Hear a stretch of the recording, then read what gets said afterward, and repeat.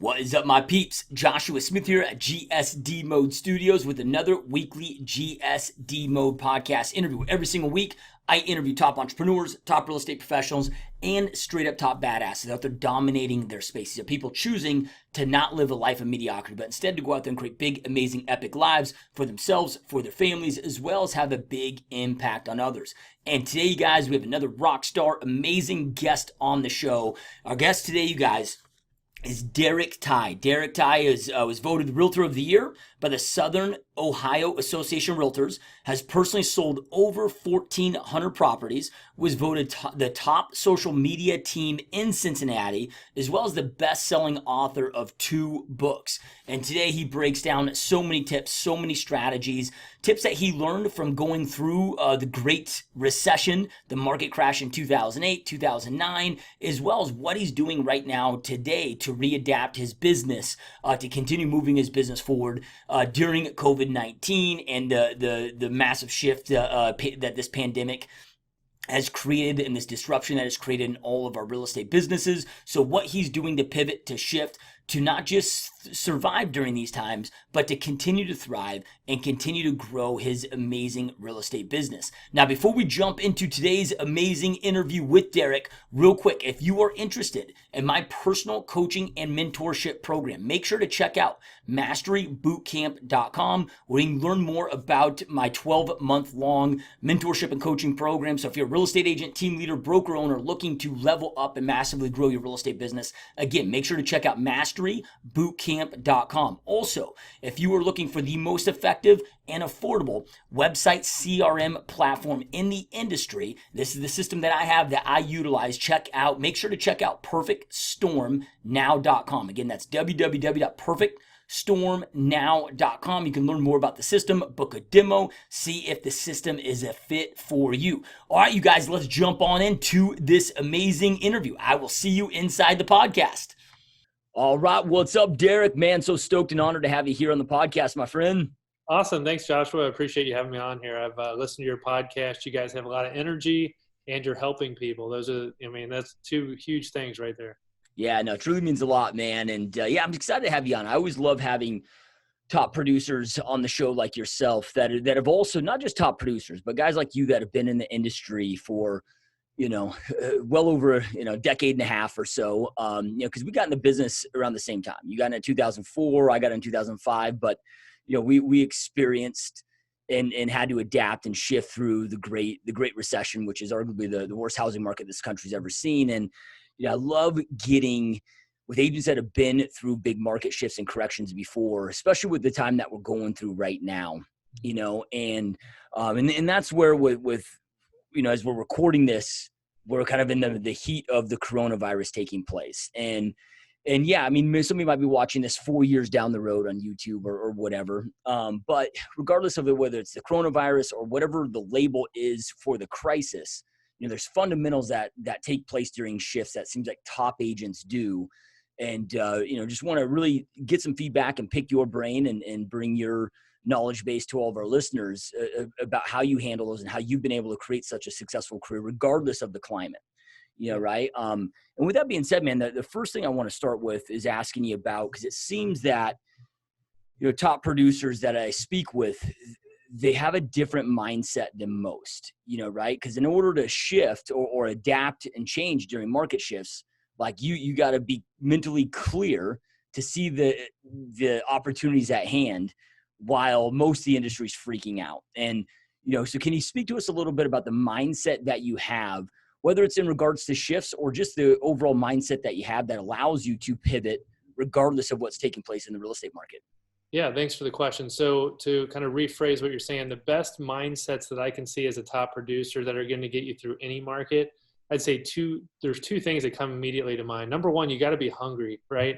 So I don't care how many tools, tactics, tips, books, seminars, gurus, coaches, mentors you have out there. If you're not hungry to win, it doesn't even matter, man. Like, you could listen to podcasts all day long, but if you're not actually going to get off the couch, stop the Netflix binge, and actually get the work, unfortunately, I don't feel like you're going to have a career in the real estate business. And I don't care what shift is happening in the market, good or bad. I mean, there's up shifts and there's down shifts, right? if you're not someone that is hungry to go out there and succeed, I mean, I've hired part-time agents before over my career. Like I've had real estate teams for 16 years. I have a brokerage with Keller Williams, which I'm an investor in. And you know, let's say we have like 120 agents in that office.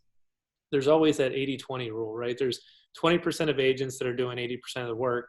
And what I find is that when you hire a part-time agent or an agent that might have a spouse that has a really good job with benefits and all this other stuff, that person is not always real motivated to go out and actually win.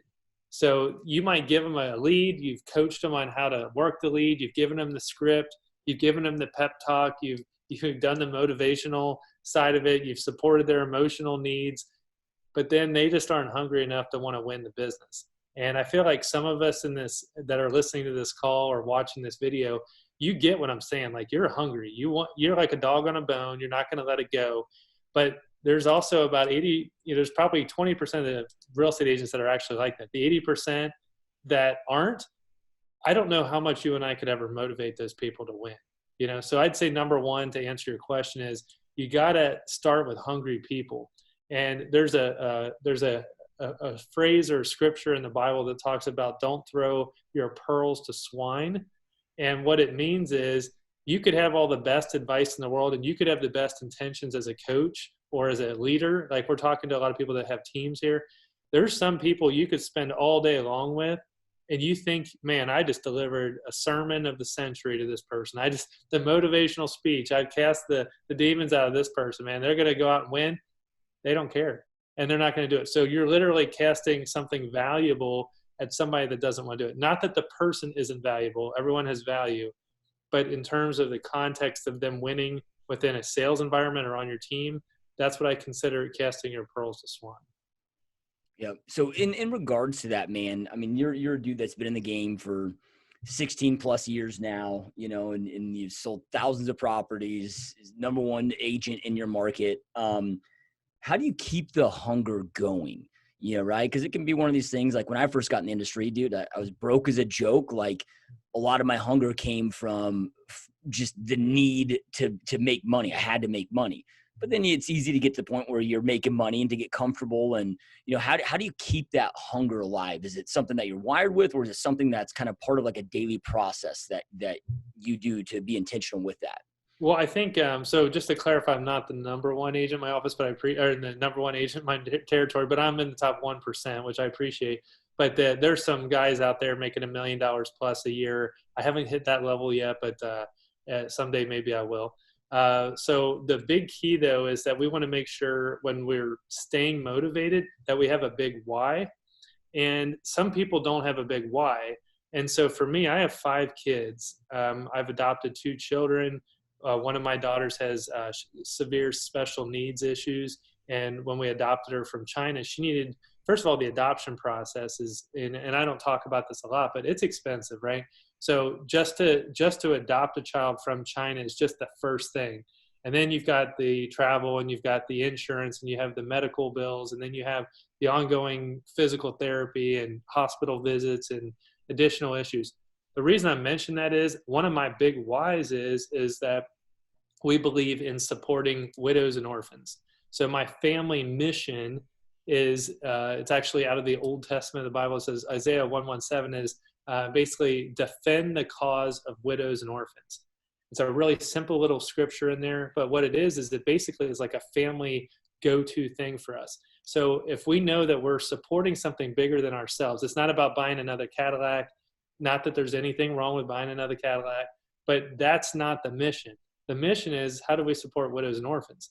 Now, if we truly believe in that statement, there's an unlimited amount of resources out there that we could dedicate. There are 30 million orphans in the world right now, okay? So there are only 8,000 kids adopted every year into the United States from China.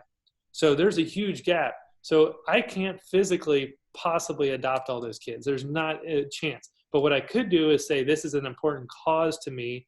And I know if I go out and win at a high level in my real estate sales business, I will churn income. Off of the income, I can take some of that money and dedicate it to resources that I know are important to me. You have your own charities you're probably interested in. I've got my own charities.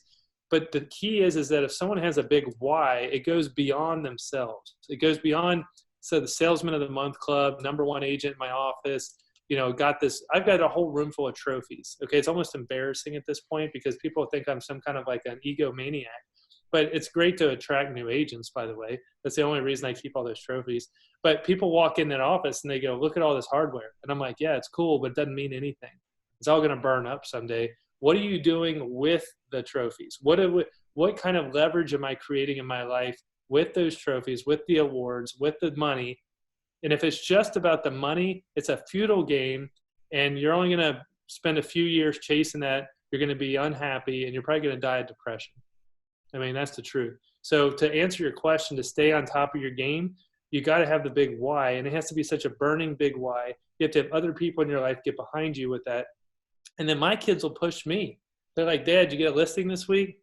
Hey, we got another closing coming. Hey, can we take that trip to Disney World? I mean, I got my kids. They're there. They're in my face every day. My wife, like, hey, are we going to go out to a nice dinner this weekend?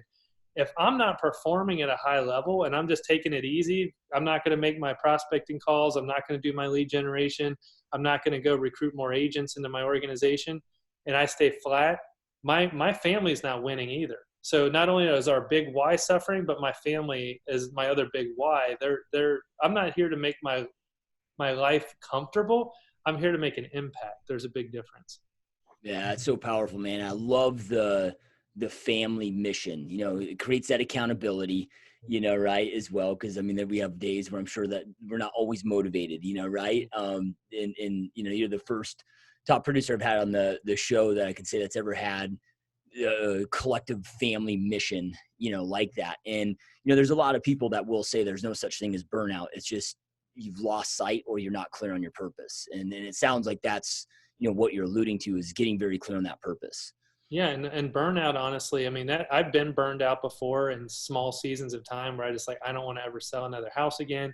Here's what I think is, if we keep your mission and your why doesn't change, but maybe the method on how you achieve it could change. And this is a big insight I want people to think about is you might be burned out on a specific method. For example, if your whole career is you're calling nothing but for sale by owners, and you get to the point you're like, if I ever call another for sale by owner again, I'm just going to scream. Well, maybe you switch to expires and get really good at that. Or maybe you switch to your database and you get really good at that. Or maybe you switch to your friends and family. Maybe you switch to doing open houses like 5 days a week. The point is if you're dedicated to the big why and you have the vehicle, which is selling real estate, the method on how you sell real estate may change a little bit. And that can help you in a season of burnout to kind of shift the way that you're actually doing something. And that's where really great real estate coaching comes in. It's where really good encouragement and podcasts come in, because you might hear some ideas. I always tell people it's like Panera. You pick two, right? You don't buy the whole menu at Panera when you go in for lunch. You pick two things. I want the soup and the salad. I want the half sandwich and the soup. That's it. Like lead generations can be that simple too. Pick two things you really like and you're good at, and you just stick to those things. You don't have to have the whole menu of lead generation in front of you every day. Yep. Love it, man. So you mentioned there was two things, and the first one you just covered, which was the hunger to win, right? But then what would be the second thing when it comes to the mindset for shifts or being able to that adaptability? So I guess I would say the hunger to win is one, and then the big why is the second one. Okay. So I would say those two things. You got to have a hunger and excitement and just the grit. I'm going to make this happen. But you also have to have the reason why you're doing that. Like it is the big why. So I think those two things in tandem with each other, you have to have both, because you could have like the winds blowing crazy outside my house. We had like a windstorm going on here, but sorry for the noise, but a chair just blew across my window. No kidding. So the big why and the determination, grit, and the hunger to actually make it happen. Without one of those two, I don't think you can do this. Yep. Love it, dude. So then from there, when it comes to like a tactics or a strategy point, right? Because we might have to pivot, like you mentioned, like it may be a thing of not being challenged. So you switch from FSBOs to something new that's a new challenge and is exciting again. But then and this is, I don't know this, but I'm guessing in 2008, 2009, you probably had to make some changes with your prospecting efforts and so forth. And then right now, as we're going through the coronavirus crisis, pandemic, however you want to label that, there's a lot of shifts that we're making. So when it comes to then knowing when to make transitions and implementing those transitions, how do you move forward with that? And we can use this, what we're going through right now, as an example, if it's easier than thinking of both the different market shifts.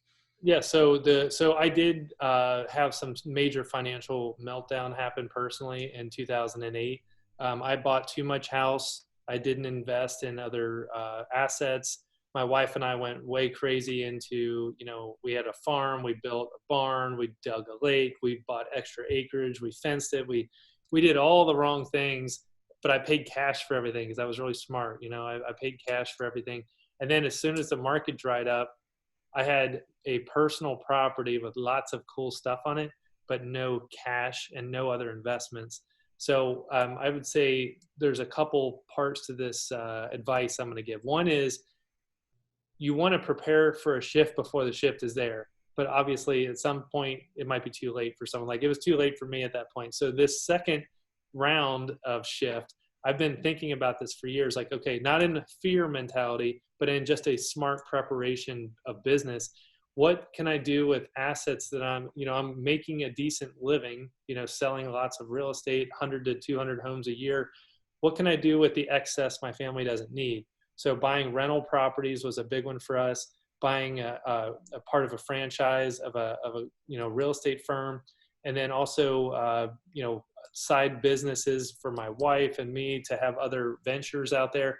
So now I've got multiple streams of income, which some people go ooh boo-hoo on that or whatever, but it actually has really helped coming into this second shift, having multiple streams of income, rental properties, equity in properties, not have over leveraged myself personally to a point where I couldn't get out of it. I feel much more confident that I can double down on the things that are really important on lead generation. So that leads me to second part B of this advice. And that is you need to add value. Okay. So I think there's a lot of people out there looking for tactics and tricks and silver bullets. And what they should be asking is, how can I add value to my clients or potential clients right now? And so what I've done is tried to kind of think through me personally. So I'm in the middle of this coronavirus. Let's say it's been 4 weeks now.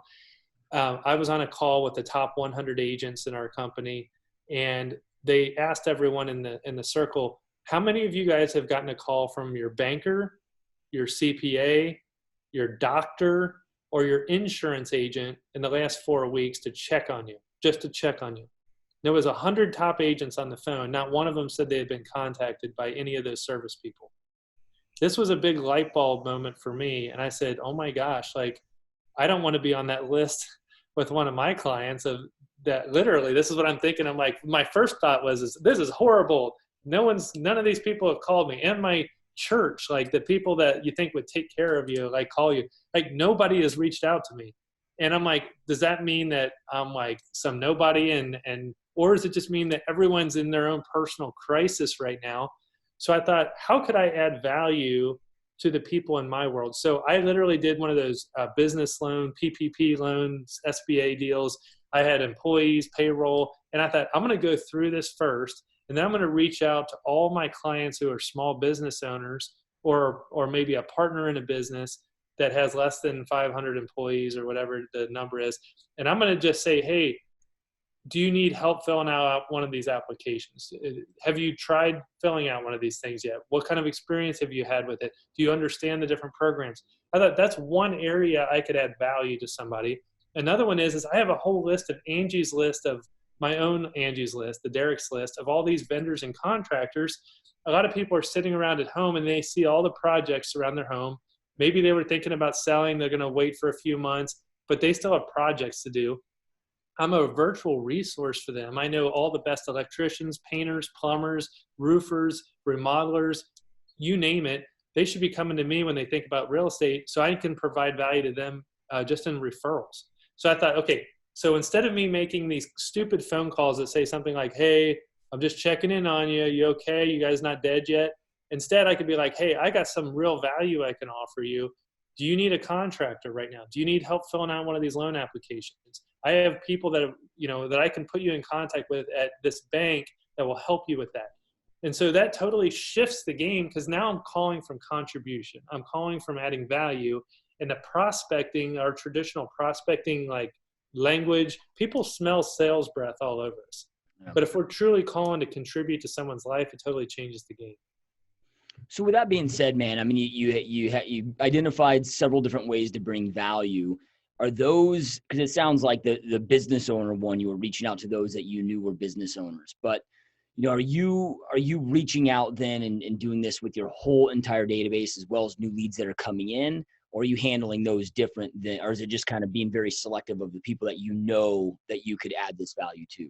So I'm starting with my inner circle. So with the team, I don't have as many of the cold call type leads anymore. The lead generation I do is mainly to, so we've sold, 1,400 properties. And out of those, there's probably 600 clients that are still living in Cincinnati that I've sold homes to, that we still have all their contact information and they want to be in contact with us. Out of that 600, there's probably 100 to 200 that I've personally had some kind of relationship with. I'm focusing more on kind of my inner circle group. And then I've got my other agents on the team focusing on kind of the other groups of people there. So to answer your question. So when it comes to, because, this is something I'm getting from a lot of agents, because a lot of agents are like, look, I mean, we've got a lot of, there's less people looking to buy or sell right now in this moment due to everything going on, understandably.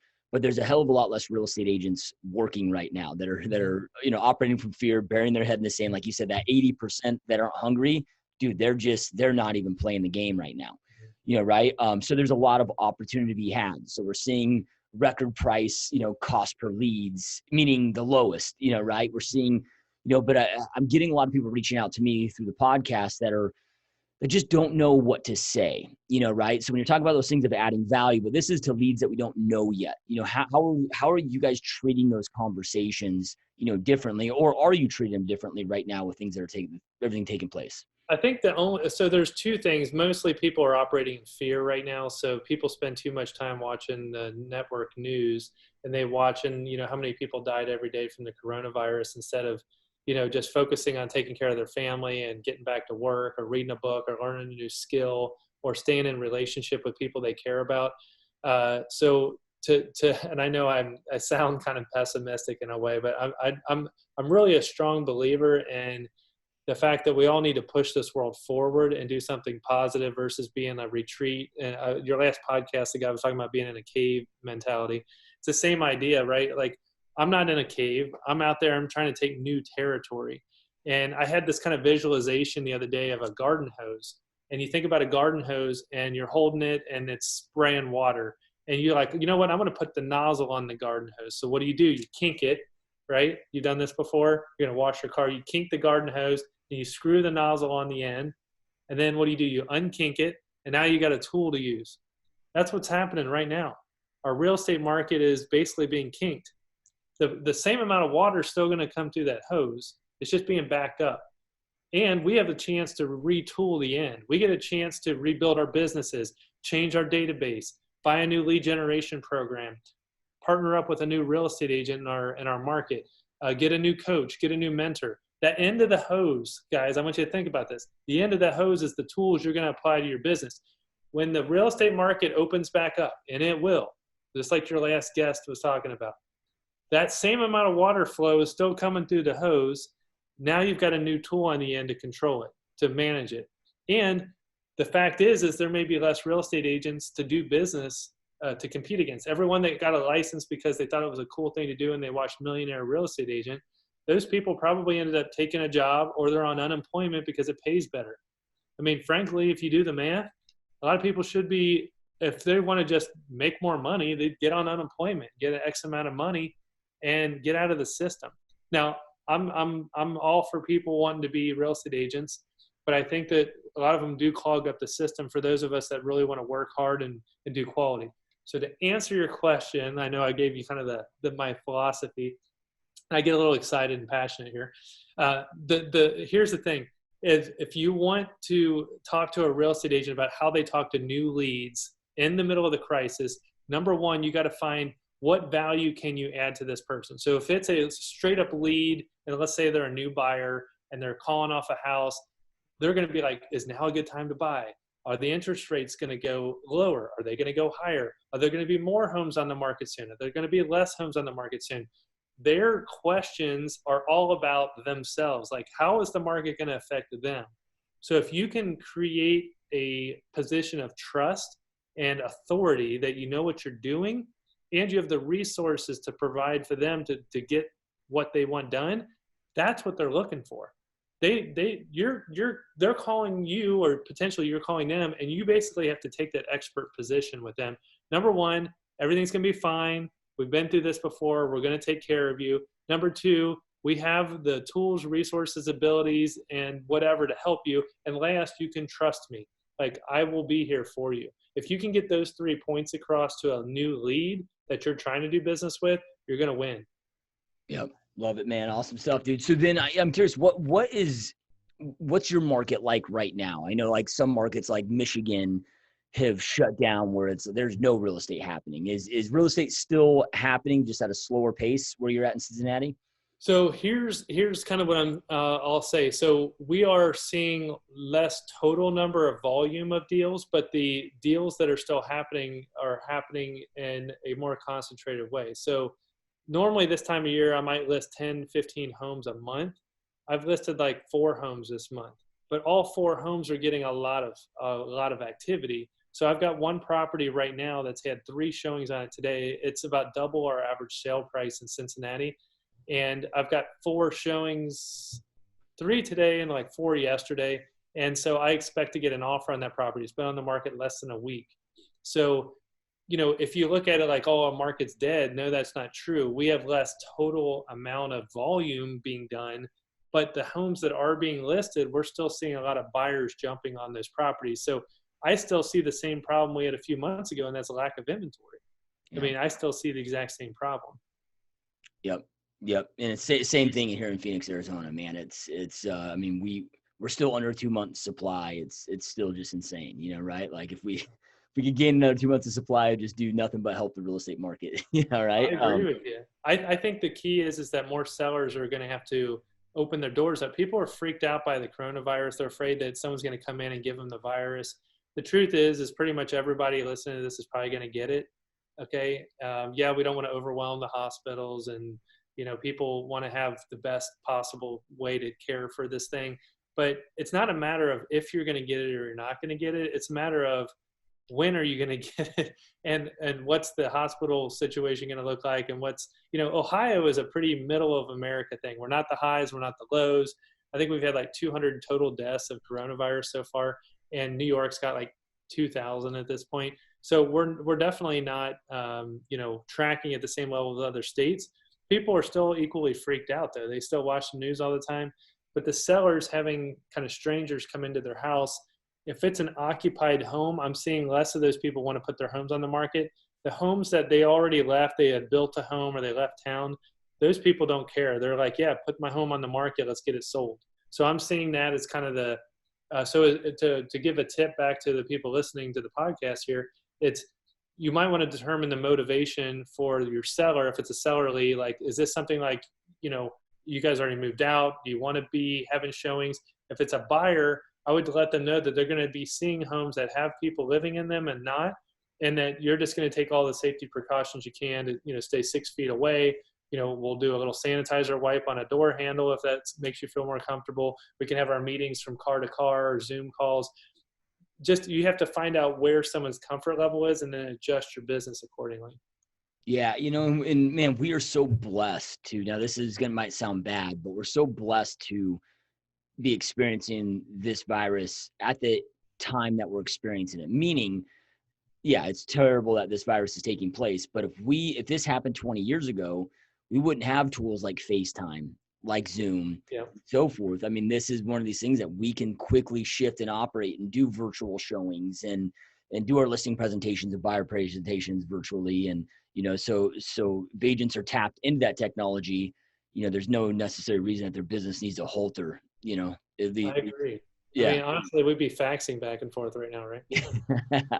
Yeah, it's kind of funny. I always tell agents that join my team now, back when you and I got started, I'm like, dude, we didn't have smartphones. There was no DocuSign, right? The world was so much different. And all this technology has just increased our capacity for what we can do. It's insane. It's true, man. And honestly, I think that it's made a lot of agents lazy too, because like they don't realize how much harder it used to be. So the people that realize how much harder it used to be can appreciate where they can gain efficiencies. And we just try to do more volume. And it's like, okay, if it took me 50 hours to do it before, maybe I'll still do 50 hours, but now I'm going to do it and sell 20 or 30% more homes at the same time. Yep. Yep. Couldn't agree more, man. So then, when you talked about the hose kinking analogy that Yeah. you shared with us, right? And as you were explaining that, the way that my mind was kind of taking that is making sure to take this opportunity to work on the business. If we can't work in it as much, let's work on it. So then when that water's flowing heavily, right? Then bam, like we're in a position to just capitalize. What are some things that you're doing right now? I mean, you talked about going deeper with your top 100 or your internal, your inner circle, if you will. But what are other things that you're taking advantage of right now to really clean up in your business and working on the business? Well, there's a few things actually. So one is we all need to be more focused on listings. And if you're a top producer out there, you understand that buyers are really in a lot of markets. I can't claim every market, but buyers are commodities right now. If you've got one listing hitting the market and 7 buyers are rushing there to put offers in, you want to be in the position where you're going to win either way. And that's if you have the listing, right? And you're also going to attract listings, create leverage. Like in the book I wrote, I basically spent a lot of time on the listings chapter because I believe that the number one lever out there for a real estate agent is to have listings. They produce buyers, they produce phone calls, they produce goodwill, they produce more sellers. There's lots of benefits for listings. So one of the things I've been retooling is right before the crisis struck, we launched a lead generation website that I worked on with a guy I'm in Cincinnati, Ohio. I have a guy in California. And we launched a market ready report is what it's called, but it's basically like a seller lead generation tool. And so for us, we wanted to know how can we get more sellers to contact us than buyers. So when we built that website, we did it kind of as like an experiment back in January to say how many sellers will actually contact us. And what the whole premise was is the number one reason why people go to Zillow is to get their market value, right? They want their Z estimate. So we said, well, what if we could come out with a more reliable, like seller input version of a Zillow report? So we actually came up with an algorithm and an application funnel, if you're familiar with ClickFunnels. And we built like a pretty savvy tool. This guy's a ClickFunnels expert. A 20-question survey a seller has to take. If they fill out the question, we know they're actually a legit seller. They're not going to spend 5 minutes filling out 20 questions. And it basically goes through every area of their house, interior, exterior, kitchen, bathrooms. I know pretty much when that score comes out, we actually came up with an algorithm that gives them a score within 5 minutes to their email. And it produced me 130 seller leads within 2 months. And I was just doing Facebook and Instagram like lead generation with this.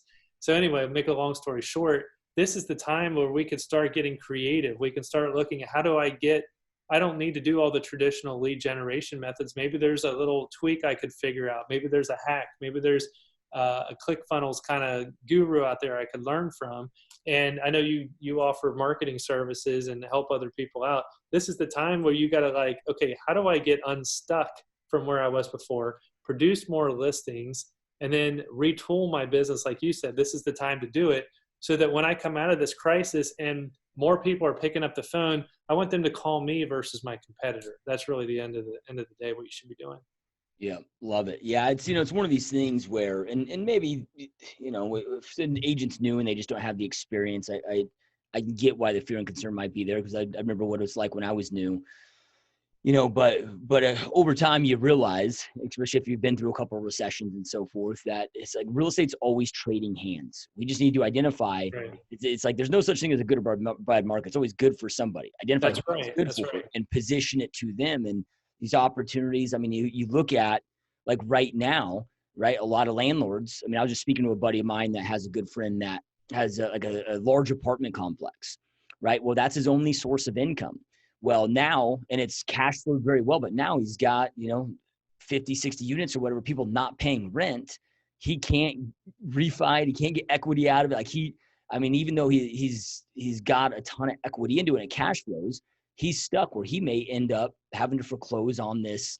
So you got a lot of landlords that may need to sell right now. I mean, all these Airbnb owners, right? Like, it's just identifying like who can that next seller be, and just pivoting all your marketing prospecting efforts towards them. That's exactly right. I think the key, what you just said though, is you're really adding value to those people, because if you go to that guy who's got 50 vacancies right now and you say, listen, I got a cash offer for you and I can get you out of this before your credit gets dinged, you've now added value to that guy's life. Like, you're not taking something from somebody. I think the mentality we get into lead generation and real estate agents really go down this dark hole of, I don't want to pick up the phone because I'm bothering people. And if you're truly adding value to someone's life, like I've got 5 real estate investment properties myself. If someone comes along to me and says, hey, I'm going to make you X amount of money off one of your properties right now, and it's not even on the market, I'd be like, yeah, let's talk about it. Right. Like, it's not, they're not inconveniencing me. Now I could always say no, but maybe they are adding value to my life. And, I'll give you one quick example. I had this lady one time who contacted me and she said, I Googled you, you're a top agent in town. You don't need to sell yourself. She goes, I'm ready to sign up with you, but here's the deal. There's a major business in town that wants to buy my property and turn it into a parking lot because they're expanding, and I'm right next door. She's like, they already made me a cash offer. I've got the letter. She goes, do you think that this is a good offer or not? And I said, well, I think I could probably get you a little bit more, but I'm not going to claim to be a hero. Let me do some work. So I did the research, and it's about $20,000 less than what maybe I could push this company to get her. And I said, listen, I'm going to be 7%. The other company is not taking anything. I'll negotiate out the whole deal. You're going to net about $12,000 more at the end of the day than you would have if you would have just taken this offer. She goes, done, signed all the paperwork, contacted the guy. He agreed to the new price. I netted this lady up 12,000 more bucks. I got my $7,000 or whatever it was, $100,000 little, house and a parking lot expansion. Everybody's happy. So I added value to that woman's life by the means of about 12,000 bucks. Would she have had, I helped her create $12,000 that was not there before. So I want people that are listening to this to realize that that's your job. That's your mission as a real estate agent, create value for people. And when you get on that high and you have those stories, I got 100 stories like that. When you get on that high and you get on that momentum train, then the next call becomes that much easier. You're like, I know I can help you. You just have to give me that opportunity. That's a whole different conversation than I'm here to try to sell you something. Do you think that, because a lot of agents, whether you want to call reluctance or call fear, right, because they don't want to be the pushy, salesy real estate agent and so forth. Do you think that the majority of that stems from them just not being able to add that value or knowing how to become that person of value to them? I think there's 2 parts to that. It's a great question. First part is they do have to be able to create value. Like, if you suck as a real estate agent, get out of the business. Just get out of the way. Like, don't do malpractice. It's like, if I'm a doctor and I know that I got a shaky hand that nobody knows about, and I'm about to do brain surgery on you, and I actually know in my brain that my hand is going to shake the whole time, I'm literally doing malpractice to you, right? I'm going to do brain surgery on somebody and I should not have a shaky hand. I get out of the business. Same thing with the real estate agent. If you're not confident that you can actually make this career happen, then find another way to contribute somewhere else in life. Either be an assistant to someone, a showing assistant, go, just find a different role. It's okay. Like, we all have different gifts. We can't all do this one thing at a really high level. Now, you can learn and grow and be a part of someone else's. That's why I encourage people to get on teams, because I think it's great to learn from a senior person. But if you suck at this and you don't have any confidence, then just don't do it. That's my opinion. I don't know if that offends anyone out there or not. But the bottom line is number one, you got to get good at your job, and you got to want to be good. Read journals, listen to podcasts, go to seminars, go to get on Zoom and listen to other experts doing their job really well. So that's the first part. The second part is you do have to have some mental toughness. You have to have some mental strength and character that says, I am a great person. I have done some great things. I actually journal. One of the things I talk about in my book, I journal about five mornings of my work day mornings. One of my practices is I journal things I did well. I learned that from Bold, if those of you guys have taken Bold out there, but literally journaling in the morning, here's something I did well from the day before. And what you have to do is I actually have books of things I've done well. I've got written down, like it's a monument of history. I've done some good things. A lot of times we tend to like poo-poo everything we did, and sometimes we don't hear it from our spouses, we don't hear it from our kids. When's the last time your kids said, Dad, you provided me dinner 7 nights in a row this week. I just want to say thank you. You're an awesome dad. Have I ever heard that out of any of my 5 kids? No. They don't tell me that stuff. I just do it, right? Because it's the right thing to do. But guess what? If we don't write these things down, if we don't remind ourselves that we do a good job for people, then it's easy to forget. So number 1, be good at the job. Number 2, remind yourself and repeat those things that you've done. Tell the stories to other clients. Hey, let me tell you a story that relates to that. I just helped this guy. Here's what we did. It's okay. Remind them that you have been there. You've done that. And guess what? People want to hear that stuff. Like, oh, that's a cool story. Thanks for telling me that. I didn't know that this could happen. That's really cool. I tell stories. People don't want to hear you lecture them, but they do love stories. So just remember to tell the stories part. Forget everything else I just said. Just tell stories. Yeah, that's powerful stuff, man. I love it, dude. So then another thing I'm curious about, I read that you've also been the president and very involved with your local board. Yep. And I just kind of curious of, what kind of value that has brought to you, whether it's been to helping you grow your business and or the impact that's had with your business. Because I mean, a lot of us real estate agents, I'm as guilty of it as anybody. I've said I was going to get involved. I went to a couple of meetings. I'm like, man, that's just a waste of time. Let me just go build my real estate business, whatever. And I think one of the ways that we could all contribute to our industry and our local markets at a higher level is to be more involved. And it's something that, I'm always kicking myself for not doing that. But with your involvement at a high level with your local board, what have been some of the wins for you with that? Whether it's wins for you personally, wins for the community, and like what kind of advice would you give to those maybe to get more involved with their local boards? Well, I'm going to give you a real selfish reason to do all this stuff. That is like, I keep coming back to value, right? So I've had clients in multiple offer situations, and because I had a relationship with the other realtor, because I served on the board with them, because we volunteered together, because we did a committee together, they know me. I'm like a real person. I'm a good person. I'm not just some competitor, right? Like we get into this, oh, that realtor over there is my competitor. So I'm like, it's like 2 boxers going at it all the time. I collaborate. I'm like a business like collaborator, right? So when I go and I'm the president of the board, I was all these committees, I've done all this stuff. I got to know people like on a real personal friendship level. I can call that agent and be like, listen, I got this buyer. I know this deal is going to sound crazy if you just got it from a random agent, but just trust me, this guy is solid. Yes, his pre-approval is only for a conventional, but 10%. And I know you probably could get one for cash or 20%. But listen, I vouch this guy. He's amazing. You know how many deals I've been able to put together for my clients over the years because I had a relationship? It goes the opposite way too. When my real estate sign goes out in front of a client, in front of a home, I'm basically endorsing that property. It is a Derek TYE advertised home with the TYE group. Other agents in the community that know me know that I'm going to treat them fairly. I'm going to give them ethical treatment. I'm not going to do weird games and like all the crazy drama that happens with a lot of real estate sales. They know they're going to get treated fairly. So they're a lot more likely to make an offer on one of my listings knowing they're dealing with me, because I've proven myself through the volunteer side that I'm in it to win it for the long haul, for the community, for the board, for the community of realtors. I'm not just some selfish guy trying to get everything off the table. So from a purely selfish standpoint, I've made a lot more money. Probably. I can't document it because there's hours gone here and hours here. But I would say my clients have benefited net by a lot, at least. And I believe I've probably made more money from it.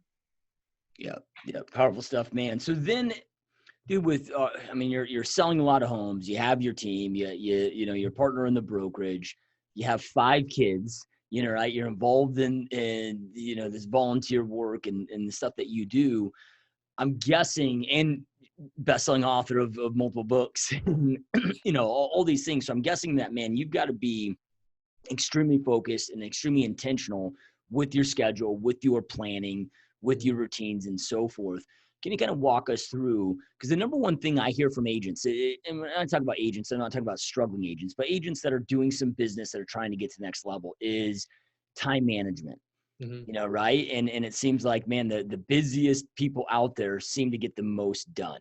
Mm-hmm. Right? So like, what are kind of some of the best practices that you have to be able to accomplish all of this stuff that you do? So I wrote a book about this. And what I did is I basically gave people all my secrets. I mean, I don't hold anything back. I've heard from people like, well, you got to hold something back. I'm like, no, because truth is that 99% of people that get this list won't even do it. So I learned that I was teaching classes at the Board of Realtors when I was first year in the business. I was teaching classes at my local real estate office. It was a traditional real estate brokerage. And I was teaching them how to build websites and how to use a real email address in 2004. And it sounds foreign to people hearing that today in 2020, but most real estate agents did not have a website, and they didn't have any kind of email. They didn't understand like the @ symbol meant this. And I mean, so I'm basically trying to help other realtors out. And they were like, Derek, why are you giving us all these secrets? Like, why wouldn't you just keep these for yourself? I said, I just want to help other people. I don't know. And all the deals that I got, people would give me open house opportunities. They would say, Derek, what do you think of this deal before it hits the market? Hey, do you got any buyers for this house? The networking was crazy, right? So to get to your question is, why, but yeah, I love to share all this stuff. And again, a lot of people aren't going to use it, but the other people, I get referrals from all over the country too, because people are like, you shared this with me. I got this seller. Hey, I got this guy moving to Cincinnati. By the way, I'll take any real estate referrals as well for our team. So that's my selfless plug. There you go. But so the leverage of time is huge, right? So a lot of people spend, there's 5 key activities that every real estate agent should do every day. They should be doing script practice, lead generation, lead follow-up, going on appointments, and negotiating contracts. Those are the 5 key activities, right? If you master those 5 things and you can spend 80% of your workday doing those, you're going to beat the market hands down just by that little simple tip. But the key is that most people don't block time to do those things. So they always put those off to the end of the day, and then we get busy and then they never happen. So I came from the banking world. I was a commercial loan officer for a major bank. And so I like the idea of these banker hours, which were 9 to 5. So early on in my career, I actually made an agreement with my wife and kids. I've been married for 23 years. And the agreement was that I wanted to be home every night for dinner. And everyone's like, well, Derek, you're a real estate agent. You can't be home every night for dinner. Who's going to show the houses on the weekends and evenings? And I said, oh, yeah, by the way, I don't want to work evenings outside the house either. So what do you mean you don't want to work open houses and you don't want to show buyers homes all day on Saturday? No, I don't want to do that either. So my entire career I built up with the idea that I didn't want to do those things. I blocked out what was important. Well, I don't know about you, but the day before you go on a vacation, how much stuff do you get done? Yeah, I mean, it's the most productive day of anybody's life, right? Right, exactly. And the hour before you have to leave the office, how productive are you? Yeah, very much so. So just think about when you set time blocks, what you're doing is you're giving your brain like a definitive, I got to get this done by this specific time. And what happens is there's two ways your brain works. You have a conscious mind and an unconscious mind. Your conscious mind sets the goal. Okay, so I'm planning on Sunday from 9 to 11, I'm going to do lead generation, and I'm going to do this kind of specific lead generation. From 11 to 12, I'm going to do lead follow-up. From 12 to 1, I'm going to go on a lunch appointment with this guy. From 1 to 2, I'm going to return phone calls. From 2 to 4, I'm going to go on appointments. 4 to 5:30, I'm going to do more follow-up on leads. At 5:30, I'm going to leave the office. 6 o'clock, I'm going to be home for dinner. I'm going to spend time with my wife and kids till about 9:30 or 10. I'm going to read for 15 minutes, pray, and I'm going to go to bed by 10:30. Then I'm going to get up and do it all over again the next morning, starting with my affirmations spoken out loud, my prayers, my journaling, my exercise, et cetera, and it starts the whole thing over again. So what happens is my brain knows that I've been doing this for several years. When something comes to interrupt that schedule, my brain's going to say, whoa, wait a minute, that's not right. That doesn't fit here. Now, you've got to make exceptions. You can't be 100% rigid. But what happens is the norm is for me to follow the schedule, right? That's the norm. So the abnormal would be for me to not be on schedule. So what happens is if I'm going to block time for writing my book, for example, I wrote 2 books within a year. Everyone told me that couldn't be done and run the real estate team and have the 5 kids and be home for dinner and buy multiple rental properties and all the other things I did. But with the time block, I was able to say, you know what? This is a really important thing I need to do to block out. And I'm only going to do this thing during that time. And that's just what I did. So for me, it was almost like so I said there was 2 parts of your mind. The conscious mind sets the goals. We call it the goal setter. The unconscious mind is the goal getter.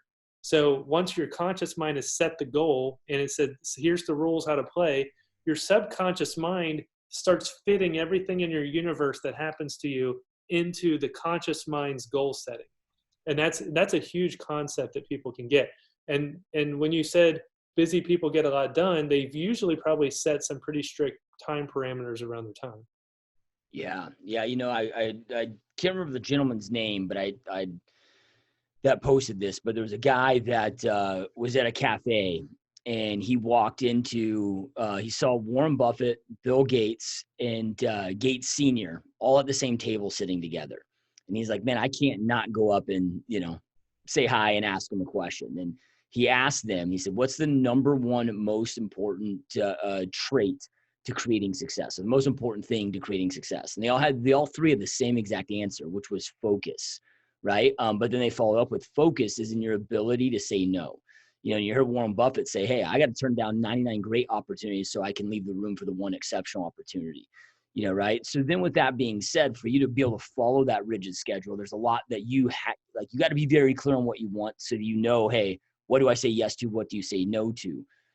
But saying no can be tough because we want to please other people. We want to help other people. What are some best practices that allowed you to get really good at just saying no and being able to eliminate the things that didn't align with what you want? So the best script that I teach people all the time is the time script.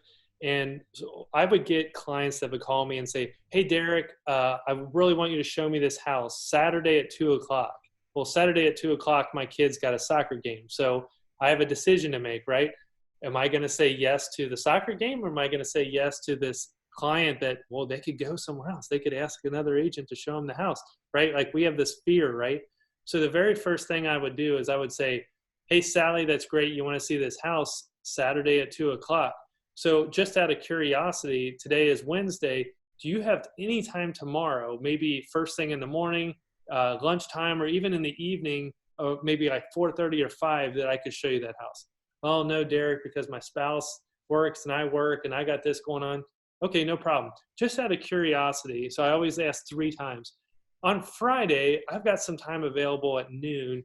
Are either of you guys available around for like maybe one of you could take a lunch off? I would love to show you this property before someone else sees it. And, just curious, would Friday at noon work for you? No, Derek, that's not going to work for us. Saturday's it. Okay, great. Well, let me offer you another alternative. My business partner, Rob, he's available Saturday at 2:00. Would it be okay if I had him show you the house? And then if you guys like it, I will definitely make sure I get out there before we write an offer. How does that sound? Sure, Derek, we're happy to see it with Rob on Tuesday or Saturday at 2:00. So I always ask 3 times to make their schedule fit into my schedule. And ultimately, I had to be okay with splitting commissions to higher leverage. I learned that running around buyers is very expensive. Like people think, well, it's very expensive to hire someone to run buyers, but it's actually, when you consider your time value of money as a real estate leader, running around in a car, going from showing to showing, when you're not in your office, you can't effectively do other things. You can't effectively lead from a car driving around. It's actually a very expensive time spent. Yeah. Yeah. It's, I used to work on a hospice floor before I got into real estate. I was a nurse's aide for a couple of years and had a lot of conversations with people that are getting ready to exit life, and I can tell you, I've never had one person say, I regretted being present too much for my kids or being at too many of my kids' events, right? Never heard anybody say that, but over and over and over, I heard, man, I regret not being more around and more present when my kids were young, being there more at their events. And, but you're very clear on what trade-off matters most. Even worst case, not just splitting the commission, even if you lost the deal, it's not worth the trade-off of missing your kid's game. Well, Joshua, that's a perfect lead in, because what I've found too is that people push you on your time. Let's say that I tell someone, hey, I reserve my evenings and weekends for outside appointments just for my kids. Could we meet on Friday at 2? And if they say, Derek, no, we just need you on Saturday at 2, a lot of times I'll push back and just say, hey, you know what? I really appreciate that, but it sounds like in the long term, we may not be a good fit, because what I've learned is if someone needs a Saturday at 2 this week, then they're probably going to need a Saturday at 2 next week, and then the following week, and then the following week. And a lot of times what I've learned is that, I've compromised once to help someone out, and then it's become a pattern. So I'd much rather have you partner up with an agent where their schedule is opposite of mine and they have more flexibility on the weekends and evenings. And I just want to make sure that you're happy and you have continuous service. So can I have Rob call you in about 5 minutes to set that appointment up? Yeah. Well, and look, dude, you've sold over 1,400 properties, right? So obviously, people are still ecstatic with your services and you're doing something right, right? And you're having that time investment with your family, man. That's so huge. And getting, I don't think enough, this was one of my biggest mistakes when I first got in the business. It took me 4 years to wake up to this and understand this. Because I got in the business at 23 years old, wasn't married, didn't have kids, and I was just sick of being broke. All I wanted to do was make money. 4 years into it, dude, I'm making more money than I'd ever thought fathomed I'd be making, but I was more miserable than when I was broke. I was working like 4 a.m. to midnight, and I never asked myself to get really clarity on what type of a lifestyle do I want this business to give me. And I think that's so important. It sounds like what you reverse engineered before you even got into the business. So then you could create a business that then allows you to live the life that you want to live. That's a huge thing, man. A lot of people they just think about making more money and making more deals and getting more volume. I can tell you, I've been around a lot of top producers. I've been invited to a lot of events, top 1% realtors in the country, all these kind of drama things. And I'm not like into all that, I don't need my name in lights or whatever, but I've learned that a lot of real estate agents make really big gross numbers and they don't net any money at the end of the day either. Yep. So profit, in terms of when we're talking about sales and numbers, the most important number, if we're only talking about numbers, not lifestyle, not family relationships, not health, all that stuff, talking about numbers. If we're talking about numbers, the most important number is profit. So there's a great book called Profit First. And if you guys haven't read that, that's a great book out there. But basically the idea is that if you're doing a big business, you've heard these stories about someone winning the Realtor of the Year award and making, $5 million worth of gross commission sales, and they get foreclosed on the next month. It's like, just because you've got big numbers out there doesn't mean that you're making a lot of money. I've had years where I was like, oh my gosh, I've never made this much money before. And then when I realized that I paid buyer's agents 50-something%, and I paid an admin $40,000 a year, and then I paid Zillow $100,000, and then I paid, you start breaking down all these numbers, and I paid this referral fee and this office fee and this split fee. And I turned and I'm like, I made like 10% of the commission. Like that's not even, so someone else did a 10th of the amount of business I did, had 10th amount of headaches, 10th the amount of drama, 10th the amount of everything else. And then walked away with the same check at the end of the day that I did.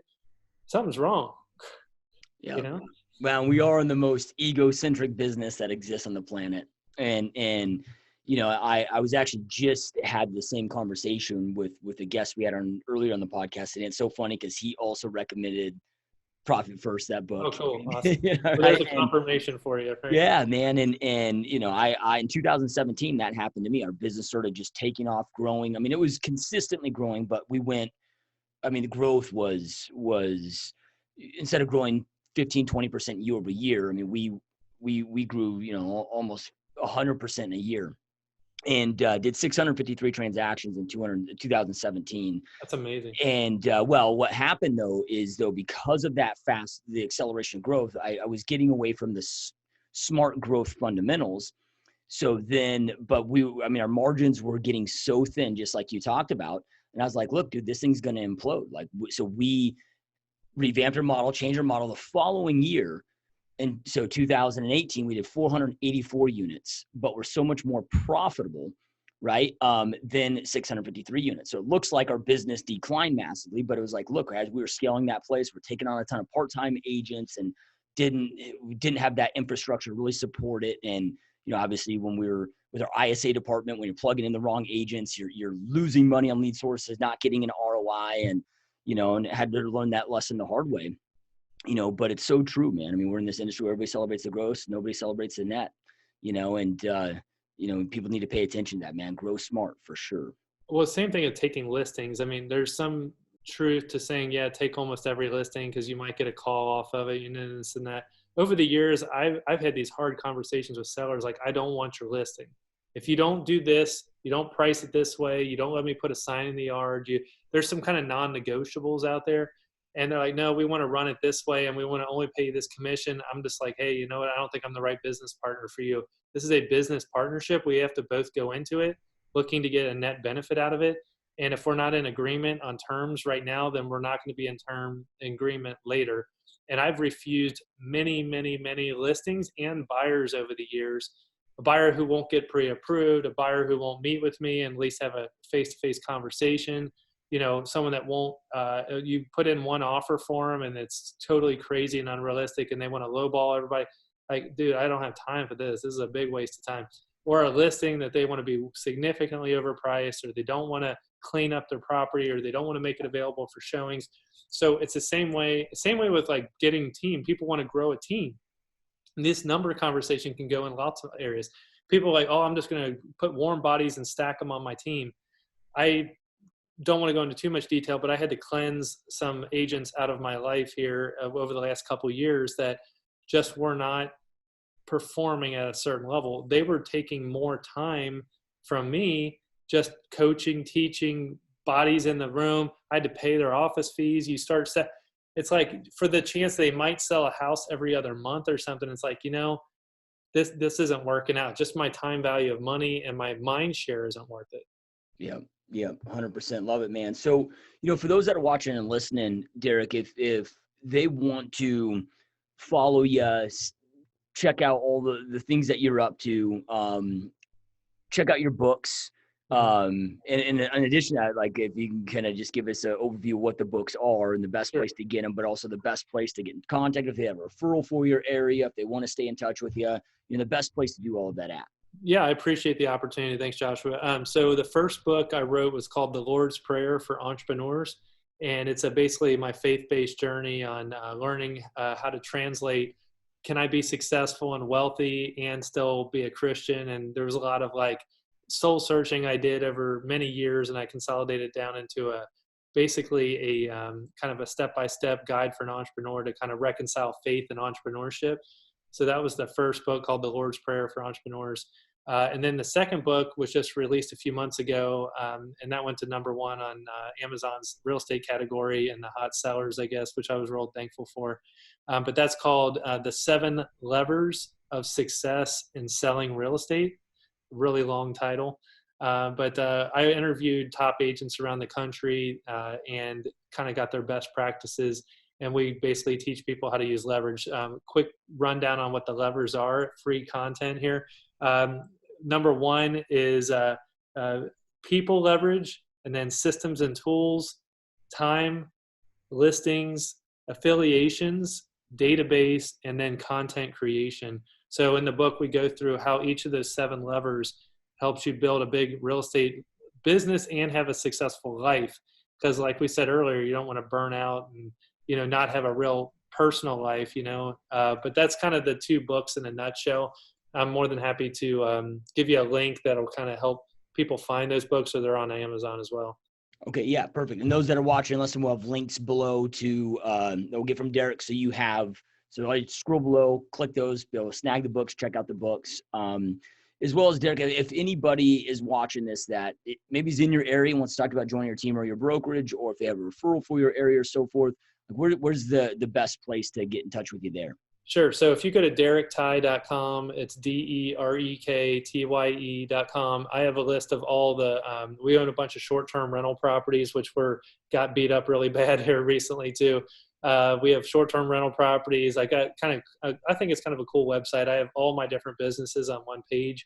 So the short-term rental properties, the real estate brokerage, the real estate sales team, both books. And then I actually have, a kind of like a marketing and lead generation program. I help with other real estate agents out. So all those links are on that website. Awesome. Hell yeah, man. Again, anybody that's watching or listening, if you just scroll below here in the show notes, you'll see those links right there. All right, man. So one last question. I know we're going long on time. One last question for you. With knowing everything that you know now today, after a 16-year-long career and selling 1,400 plus homes, knowing everything you know now, if Derek today could go back to Derek in 2004 when you first started this and have a conversation with your younger self and give yourself 2 pieces of advice that if you were to just fast forward your trajectory to success, what would those 2 pieces of advice be?